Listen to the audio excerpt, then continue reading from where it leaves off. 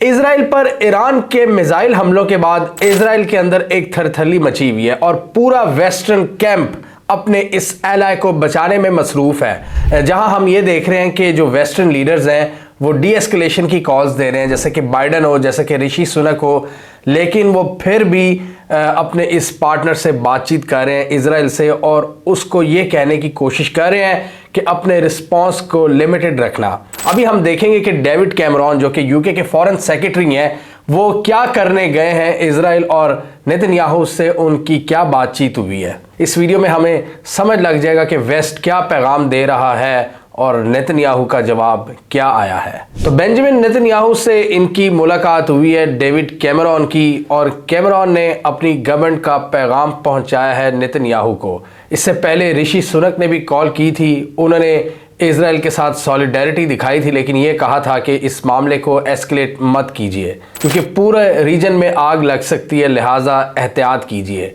तो इसी तरह इस मैसेज को मज़ीद एलैबोरेट करने आए हैं डेविड कैमरॉन, जहां पर इनकी मुलाकातें की लीडर से हुई हैं, इजरायली ऑफिशियल से हुई हैं। इसके अलावा फ़लस्तीनियन अथॉरिटी के जो सदर हैं महमूद अब्बास, उनसे भी इनकी मुलाकात हुई है। और नेतन्याहू से मुलाकात के दौरान इन्होंने इनको समझाने की कोशिश की है कि इस आग को मज़ीद हवा मत दीजिएगा क्योंकि बहुत ज़्यादा ख़तरात हैं जंग के। हम आपके साथ खड़े हैं लेकिन इस जंग को वसी नहीं होना चाहिए, लिहाजा अपने इस पूरे रिस्पॉन्स को लिमिटेड रखिएगा। अपना जो अटैक है अगर आप इसको समझते हैं कि ज़रूरी है तो इसको कीजिए, लेकिन ज़रा एहतियात से, लिमिटेड और बहुत कैलकुलेटेड। उन्होंने कहा कि any response should be smart and limited. Benjamin Netanyahu ने इसके जवाब में डेविड कैमरॉन को क्लियरली बता दिया है कि इजराइल इसको रिस्पॉन्ड करेगा और इजराइल इस हवाले से अपने डिसीजंस लेगा। मतलब खुद हम फैसला करेंगे, हमारी वॉर कैबिनेट फैसला करेगी कि हमने इसको कब रिस्पॉन्ड करना है और कितना रिस्पॉन्ड करना है। बेसिकली नेतन्याहू ने शायद वेस्टर्न पावर्स को एक पैगाम देने की कोशिश की है कि हम आपके इशारों पर नहीं चलेंगे, कि आप जो हमें कह रहे हैं कि लिमिटेड रखें, ज़्यादा इसको हवा ना दें या बहुत ही कैलकुलेटेड रखें, तो ये हमारी मर्ज़ी होगी कि हमने इसको किस तरह रिस्पॉन्ड करना है। Israel would make its own decision और how to respond to an Iranian attack, Netanyahu ने कैमरॉन को बता दिया है। और साथ ही नेतन्याहू ने यह भी कहा कि हमारी हुकूमत इजराइल को बचाने के लिए हर मुमकिन इक़दाम करेगी, हम अपने दिफा में कोई भी एक्शन ले सकते हैं। और मीडिया के मुताबिक इनकी जो डिस्कशंस हुई हैं उसमें बार बार नेतन्याहू डेविड कैमरॉन को यही पैगाम पहुंचाते रहे हैं कि हम इसका बदला लेंगे, हम इस तरह के मिसाइल हमलों के बाद चुप नहीं बैठेंगे। और इसी तरह कैमरॉन ने भी मीडिया से बातचीत करते हुए बता दिया है कि ऐसे लग रहा है कि इजराइल तो जवाबी हमला करके ही दम लेगा, लेकिन उन्होंने अपनी साइड का मैसेज भी बता दिया कि हमने इजराइल को कहा है कि इसको बहुत ही स्मार्ट एंड कैलकुलेटेड रखना, लेकिन ऐसा लग रहा है कि इजराइल पीछे नहीं हटेगा और वो इसको अग्रेसिवली रिस्पॉन्ड करेगा। और साथ ही डेविड कैमरॉन ने मीडिया से बातचीत करते हुए ये भी कहा कि हम इजराइल के साथ सॉलिडेरिटी शो करने के लिए यहाँ पर खड़े हैं। मैं यूके के प्राइम मिनिस्टर का पैगाम लेकर आया हूँ और हम पूरी तरह से इजराइल के साथ खड़े हैं। और इसके अलावा ये भी बातचीत चल रही है यूके, जर्मनी और यूएस, ये ईरान पर एक फ्रेश राउंड्स ऑफ सैंक्शंस भी आयद कर सकते हैं। ईरान पर नई सैंक्शंस की बातचीत हो रही है क्योंकि इनकी नज़र में इनका जो एक स्ट्रेटेजिक एलाय है मिडल ईस्ट में इजराइल, उसके साथ अच्छा नहीं किया, लिहाजा ईरान को अब मज़ीद पनिश करना चाहिए और ईरान पर मज़ीद सैंक्शंस आयद करनी चाहिए। और इस हवाले से जो इजराइल के डिफेंस मिनिस्टर हैं, इजरायली जो टॉप ऑफिशियल्स हैं, वो लॉबिंग कर रहे हैं। ये जो वेस्टर्न कैंप है, ये तकरीबन 32 से ज़ायद ममालिक हैं, इनको कह रहे हैं कि ये जो IRGC है, पासदाराने इनकलाब, इनको दहशतगर्द ग्रुप डिक्लेयर करे, जैसे अमेरिका ने भी इनके बहुत से ऑफिशियल्स को दहशतगर्द करार दिया हुआ है। तो अब इजराइल ये पूरे यूरोप से कह रहा है और बाकी भी इनके एलाइज से कि इनको पासदाराने इनकलाब को दहशतगर्द डिक्लेयर करें। वो तो मतलब आप देखें पूरी तरह से ईरान के पीछे पड़े हुए हैं कि एक तरफ डेविड कैमरॉन मीटिंग के बाद जब आते हैं वो ये कहते हैं कि जी हमने इनको क्लियरली बता दिया है कि हम एस्केलेशन नहीं देखना चाहते। उसके बावजूद नेतन्याहू उसके साथ खड़ा होकर कह रहा है कि जी मैं क्लियरली ये बता देना चाहता हूँ कि हम अपना डिसीजन लेंगे और हम हमलों से गुरेज नहीं करेंगे। और यहाँ पर एनालिस्ट के मुताबिक नेतन्याहू वेस्टर्न कैपिटल्स को ये पैगाम देना चाहते हैं कि वो किसी हद तक उनको प्रेशराइज कर सकते हैं, उनको मशवरा दे सकते हैं कि आप अपने अटैक को लिमिटेड रखना, असल डिसीजन नेतन्याहू का ही होगा। ये नेतन्याहू पैगाम देने की कोशिश कर रहे हैं। लेकिन फिर ये सवाल उठता है कि जो इतनी ज़्यादा एड आती है, जो मिलिट्री और फाइनेंशियल असिस्टेंस जो वेस्ट की तरफ से आती है इजराइल को, उसका क्या? क्योंकि आप जिसका खाते हो उसका आप काणे भी हो जाते हो।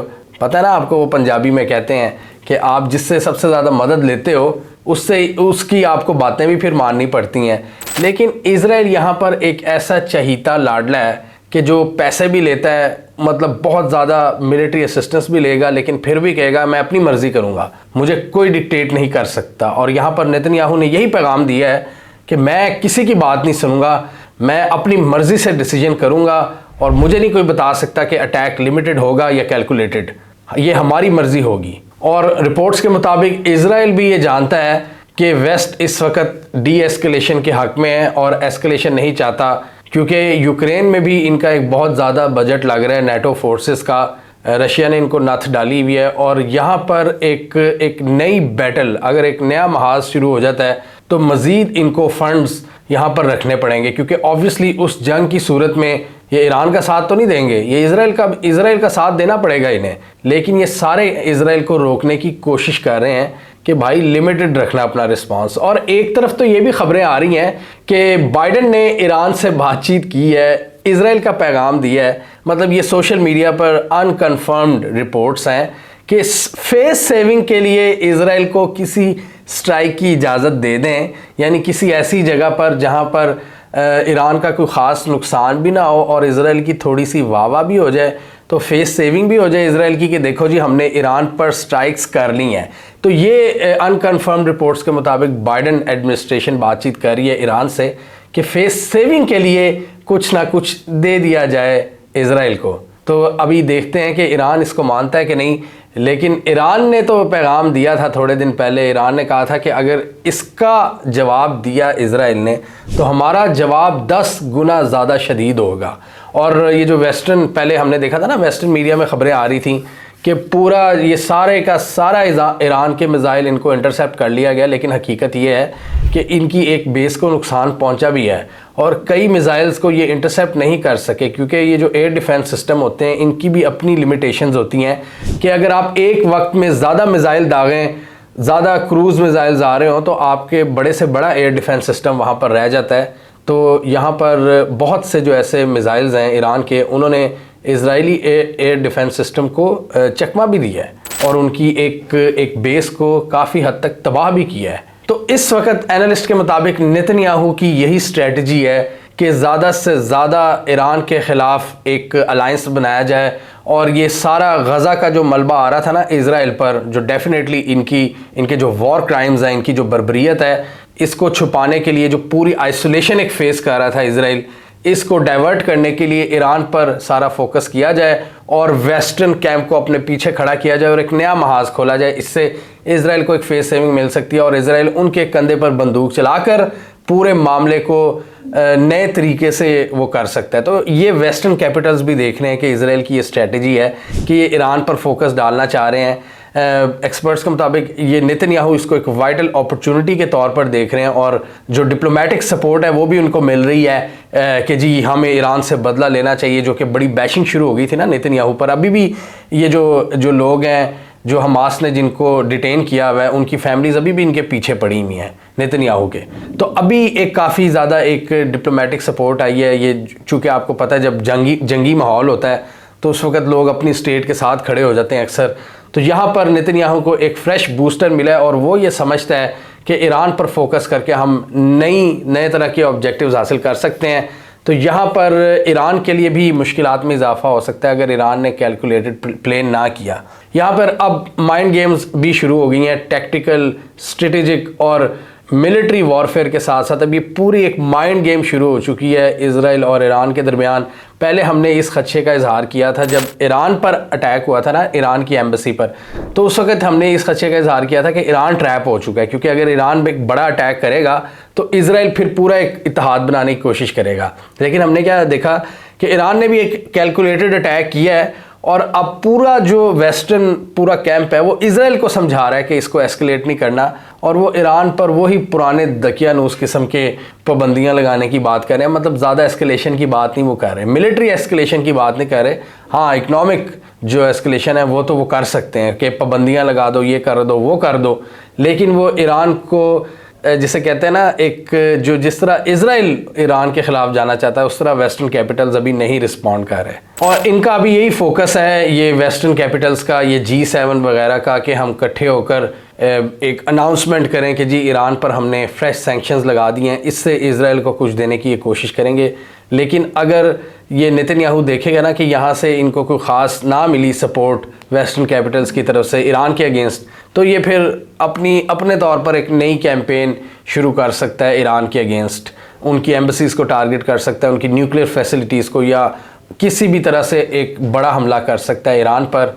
लेकिन अगेन किसकी मदद से? वही अमरीकी जो पैसा आ रहा है उसकी मदद से, American intelligence, American military support, American strategic support सारी।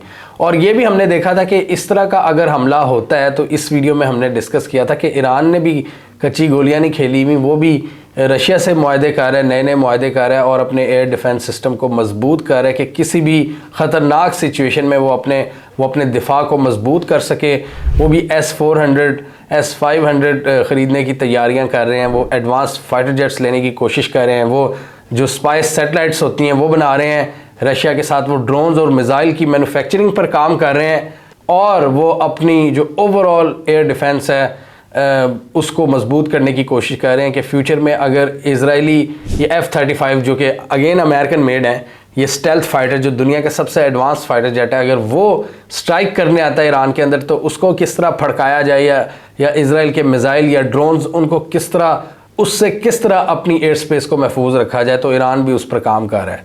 तो ये पूरी आप कह सकते हैं एक लॉन्ग टर्म गेम का आगाज़ हो चुका है ईरान और इजराइल के अगेंस्ट। और इजराइल की बात करें तो वो डेफिनेटली बहुत सी मुश्किलात में धंसता चला जा रहा है। बहुत से लोग हैं जो इजराइल को दिफा करने की कोशिश करते हैं, उसका अच्छा इमेज दिखाने की कोशिश करते हैं। इवन पाकिस्तान से कुछ लोग हैं, ये अहमद कुरैशी जैसे लोग, ये कह रहे हैं कि जी इजराइल में सब अच्छा चल रहा है, लेकिन हकीकत ये है कि इजराइल में सब अच्छा नहीं है।